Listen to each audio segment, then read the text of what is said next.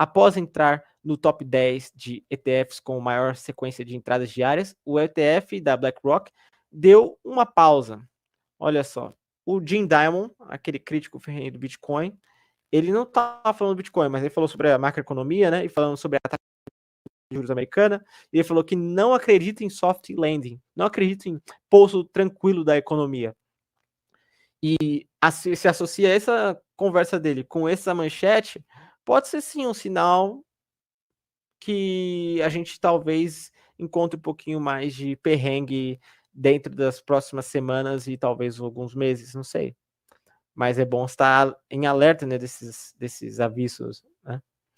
Os ETFs de Bitcoin nos Estados Unidos registraram saída líquida de mais de 130 milhões na quarta-feira, à medida que as entradas no iShare Bitcoin Trust, o IBIT, da BlackRock, secaram após uma sequência de 71 dias no verde. O Jerry, esqueci o nosso amigo Larry Fink, ele falou que o ETF do Bitcoin foi o melhor ETF da história dos ETFs. Então, também tem que dizer que, poxa, não quer dizer que o ETF foi um fracasso. Isso daqui é só que tinha uma hora para acabar, né? Essa incrível bull run, né? E não quer dizer que não venha a receber mais aportes, principalmente do ponto de vista institucional, para comprar mais do capim do nosso amigo Larry Fink. Segundo dados da Foresight Investors, a maioria dos ETFs de Bitcoin não registrou entradas diárias, com apenas o Fidelity Wise Origin Bitcoin Fund. Lembrando que quem está querendo arrumar emprego, mas é que a Fidelity não contrata remoto. Eles são muito chatos na questão de trabalho remoto. Então, se você mora em Boston, ou em Jersey City, ou Nova York, a Fidelity está contratando pesado pessoas para trabalhar no mercado cripto. E se você concentrar na Fidelity, assim, você ganha muita credibilidade, porque você está entrando dentro dos elefantes, né? Está entrando dentro dos pesos pesados. Então, dá uma dica aí, se ponto de vista seria assim absurdo no questão de, poxa, eu moro na cidade e estou assistindo essa live. Eu acho improvável, mas não custa dizer, né? E o ARK 21 Shares Bitcoin ETF, registrando entradas de um pouco mais de 5 milhões de dólares e 4 milhões de dólares, respectivamente. Então, tá falando aqui dos fundos e isso que entrou dentro das entradas diárias, né? Entrou em outros fundos, mas não entrou na BlackRock.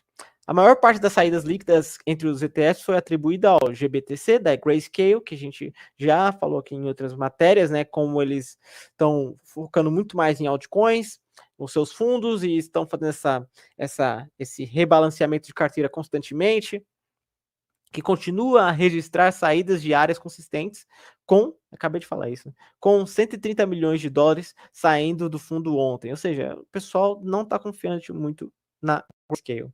A gestora de ativos está preparando um novo mini Bitcoin ETF para superar os concorrentes com taxas mais baixas, numa tentativa de conter o fluxo de resgates. ETF da BlackRock. Embora as entradas líquidas do IBIT possam ter parado, o fundo da BlackRock alcançou um marco. Após 71 dias, ele entrou para o top 10 de ETFs com as sequências mais longas de entradas diárias, ultrapassando o West Global Jets ETF, segundo o analista de ETFs da Bloomberg, Eric Balchunas. Mas o próprio Larry Fink já disse que o ETF de Bitica é o maior da história dos ETFs. Mas não conheci esses números do Eric.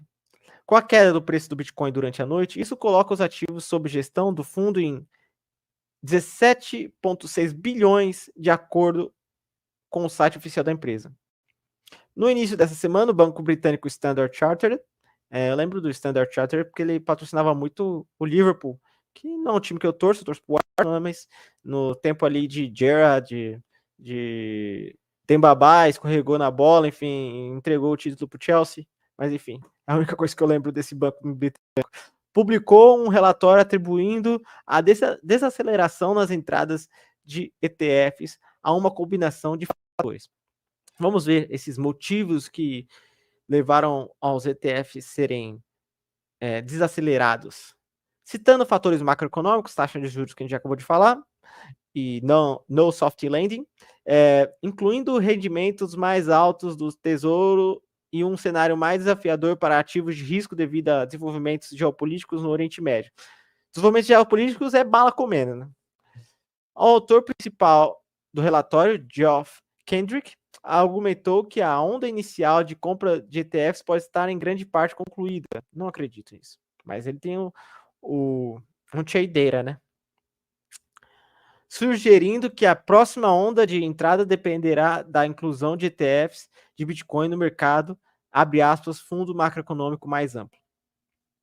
No entanto, o banco reafirmou sua previsão anterior de que o Bitcoin alcançaria $150 mil até o final do ano. Pode ser. Apenas hoje, um relatório da Advisor Hub sugeriu que o Morgan Stanley está considerando habilitar seus 15 mil corretores a oferecer ETFs de Bitcoin a seus clientes, abrindo potencialmente novas entradas nos fundos. Aí, mais um elefante aí entrando para dentro do jogo. Morgan Stanley. Vamos ver aqui nossa próxima notícia. Eu fiquei de falar sobre como a Consensus entrou no processo com a SEC referente a não considerar o Ethereum como security, mas a gente não precisa entrar falando sobre isso. A gente já falou muito já de meme coins da Solana e a gente vai finalizar aqui com a questão de liberdade sobre como utilizar o seu capital. Para encerrar, acho que a gente vai encerrar nossa live aqui, faltando 5 minutos para 1 hora, mas eu fico com a consciência tranquila que você